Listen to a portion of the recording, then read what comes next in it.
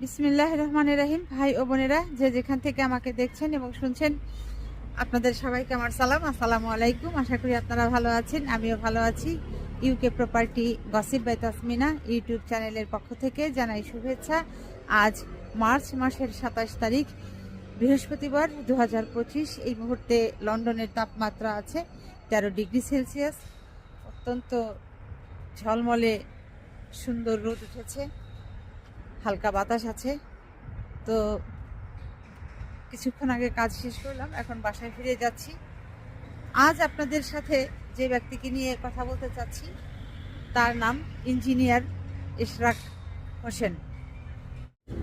এই ইঞ্জিনিয়ার ইশরাক হোসেন তিনি বাংলাদেশ জাতীয়তাবাদী দল অর্থাৎ বিএনপির প্রয়াত নেতা মরহুম সাদেক হোসেন খোকার সুযোগ্য পুত্র জনাব ইশরাক হোসেন, যার জন্ম 1987 সালের 5ই এপ্রিল। আর মাত্র 7 কিংবা 8 দিন বাকি আছে তার জন্মদিন। অগ্রিম জন্মদিনের শুভেচ্ছা জানাচ্ছি বিএনপির এই তরুণ নেতাকে। এই নেতার প্রতি শ্রদ্ধা রইল। তো আজ তাকে নিয়ে কথা বলার উদ্দেশ্য হচ্ছে যে, আপনারা জানেন গত 2020 সালের ফেব্রুয়ারি মাসে বাংলাদেশে ঢাকা শহরে ঢাকা উত্তর এবং ঢাকা দক্ষিণ মেয়র ইলেকশন হয়েছিল। তো এই নির্বাচনের সময় ঢাকা দক্ষিণ থেকে বিএনপির পক্ষ থেকে এই মেয়র পদে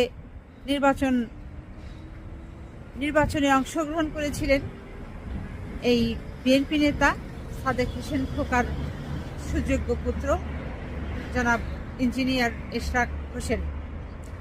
এবং নির্বাচনের দিন যখন নির্বাচন কেন্দ্রগুলোতে ভোটাররা যাওয়া শুরু করলো, যখন দেখা গেল যে ভোটাররা ওই বিএনপি সমর্থিত এই ইশরাক হোসেনকে ভোট দিচ্ছেন, তখন এই নির্বাচনকে বানচাল করার জন্য, নষ্ট করবার জন্য শেখ হাসিনা সরাসরি কি নির্দেশ দিলেন যে ছাত্রলীগ কোথায় আছে, যুবলীগ কোথায় আছে, শ্রমিক লীগ কোথায় আছে, সবাই নির্বাচন কেন্দ্রে চলে আসো। মানে ভোট কেন্দ্র যেগুলো আছে, বিভিন্ন স্কুলগুলো কিংবা কমিউনিটি সেন্টার যেখানে যেখানে ভোট হচ্ছিল, সেখানে তোমরা চলে আসো। তো শেখ হাসিনা বাসিতে ফু দেওয়া মাত্রই তার দলের নেতাকর্মী সমর্থকরা সবাই তো রেডি, সব চলে আসলো।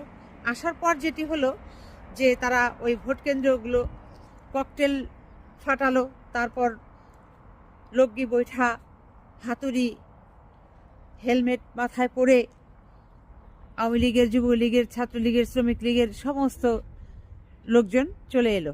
তারা ওই চর দখলি কায়দায় ঢাকা শহরের প্রত্যেকটা ভোট কেন্দ্র দখল করে নিয়ে নিল।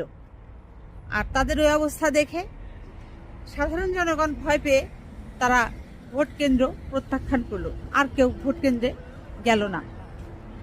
এরপর কি হলো, ওই একতরফা তারা ভোটের ওই মুড়িগুলো আওয়ামী লীগ সমর্থিত যিনি ছিলেন জনাব তাপস, তার যে প্রতীক ছিল সেই প্রতীকে ভোট দিয়ে তাকে জয়যুক্ত করে দিল এবং ঘোষণাও আসলো রাত্রেবেলায় যে তাপস নির্বাচিত হয়েছে।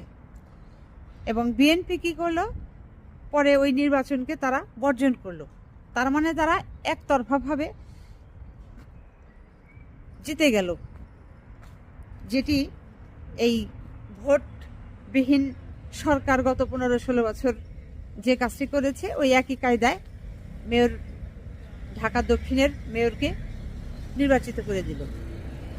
এরপর ওটি নিয়ে আদালতে মামলা হয়েছে এবং ফ্যাসিস্ট সরকার স্বৈরাচার শেখ হাসিনা গত 5ই আগস্ট 2024 ছাত্র জনতার ধাওয়া খেয়ে ভারত পালিয়ে চলে যাবার পর এই সর্বশেষ আজকে বাংলাদেশের ঢাকার একটি আদালত থেকে রায় ঘোষণা করা হয়েছে যে এই এশরাক হোসেন তিনি ঢাকা দক্ষিণের মেয়র হিসেবে তাকে রায় ঘোষণা করা হয়েছে। তিনি ঢাকার মেয়র নির্বাচিত হয়েছেন।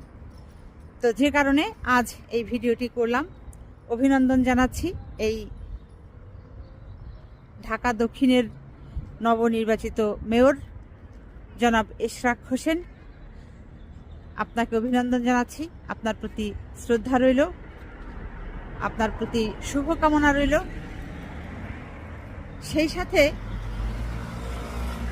মাননীয় বিজ্ঞ আদালতের কাছে এটিও সবিনয় অনুরোধ থাকবে যে এই ঢাকা উত্তরের যিনি মেয়র পদে নির্বাচন করেছিলেন জনাব বিশিষ্ট ব্যবসায়ী সৎলোক আব্দুল আওয়াল মিন্টু সাহেবের সুযোগ্য পুত্র জনাব তাবিদ আওয়াল, তার এই ঢাকা উত্তরের যে মেয়র নির্বাচনের মামলাটি আছে, আশা করা যাচ্ছে যে তিনিও নির্বাচিত হবেন। কারণ ওই একই কায়দায় ঢাকা উত্তরের মেয়র নির্বাচনের ভোট কেন্দ্রগুলোও দখল করা হয়েছিল এবং জালিয়াতি করা হয়েছিল। তো সেই সাথে ঢাকা উত্তর এবং ঢাকা দক্ষিণ এই দুটির মেয়র নির্বাচনের সময় যারা কাউন্সিলর হিসাবে নির্বাচন করেছিলেন তাদেরও এই স্থগিত হয়েছিল। তাদের বিষয়ে সঠিক সিদ্ধান্ত আদালত, বিজ্ঞ আদালত দিবে বলে আমাদের সকলের বিশ্বাস এবং সেটি আমরা খুব শীঘ্রই শুনতে পাবো বলে আমরা আশাবাদী, আশা রাখছি। এখানে বিএনপির এই তরুণ নেতা জনাব ইঞ্জিনিয়ার এশরাক হোসেন সম্পর্কে একটু বলতে চাই। সেটা হলো যে আপনারা দেখেছেন আওয়ামী সরকারের শাসনামলে কোনো হরতাল ডাকলে সেই হরতালে যদি কোনো মিছিল বের করা হতো, কিভাবে এই ছাত্রলীগের ছেলেরা পুলিশের ড্রেস পরে ভুয়া পুলিশ হয়ে বিএনপির নেতাকর্মীদেরকে কিভাবে লাঠি দিয়ে পেটাতো, হাতুড়ি দিয়ে তাদের হাতের পায়ের আঙ্গুলগুলো, নখগুলো ছেঁচে দিত, তারপর তাদের মাথা ফাটিয়ে দিত। এটি মানে অকল্পনীয়ভাবে দীর্ঘ 15-16 বছর এই আওয়ামী লীগ অত্যাচার চালিয়েছে বিএনপির নেতাকর্মীদের উপর, অন্যান্য দলের সমর্থক নেতাকর্মীদের উপর। তো এই এশরাক তিনি যেটি করেছিলেন এটি খুব ফেসবুকে, ইউটিউবে ভাইরাল হয়েছিল, বিভিন্ন সংবাদপত্রের মাধ্যমেও ছবি ছাপা হয়েছিল যে একজন বিএনপির সমর্থককে মাথা ফাটিয়ে দিয়েছে পুলিশ, ছাত্রলীগ। তো এরপর তাকে আবার পুলিশ ভ্যানে করে তুলে নিয়ে যাওয়া হচ্ছে। তখন এই বিএনপি নেতা তিনি যেটি করেছিলেন যে তিনি নিজেও আহত অবস্থায় থাকা সত্ত্বেও দৌড়ে এসে পুলিশের কাছ থেকে ওই আহত নেতাকে জাপটে ধরে ছিনিয়ে নেওয়ার চেষ্টা করছিলেন এবং সফলও হয়েছিলেন। এবং ওই দৃশ্যটি দেখে সারা বাংলাদেশের মানুষ শক্তি পেয়েছিল যে একেই বলে আসলে সত্যিকারের নেতা। যে নেতার একজন দলের সমর্থককে মাথা ফাটিয়ে রক্তাক্ত করেছে, সেই নেতাকে ফেলে তিনি ওই স্থান ত্যাগ করতে পারেননি। তিনি তাকে জাপটে ধরে তাকে জীবন বাঁচাতে, তার নিজ জীবনের কথা তিনি চিন্তা করেননি। তিনি চিন্তা করেছেন তার দলের ওই কর্মীর কথা, সমর্থকের কথা, যে তাকে কিভাবে বাঁচানো যায়। ওখান থেকে যেটি বলছিলাম যে সারা বাংলাদেশের মানুষ শিখে নিয়েছে যে কিভাবে এই নেতা হয়ে সমর্থকদের ওপর, কর্মীদের ওপর মায়া থাকতে হয়, সেই মায়া, সেই দরদ কিভাবে সময় মতো দেখাতে হয়, এটি তিনি বাংলাদেশের মানুষকে শিখিয়ে দিয়েছেন।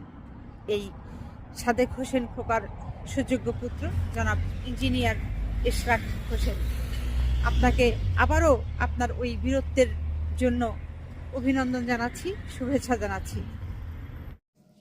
এই যে দেখেন, এই সেই ভিডিও, যে ভিডিওতে দেখতে পাচ্ছেন যে শেখ হাসিনার পুলিশ বাহিনী কিভাবে মোটা লাঠি দিয়ে বিএনপি নেতা ইঞ্জিনিয়ার এশরাক হোসেনকে মারছে।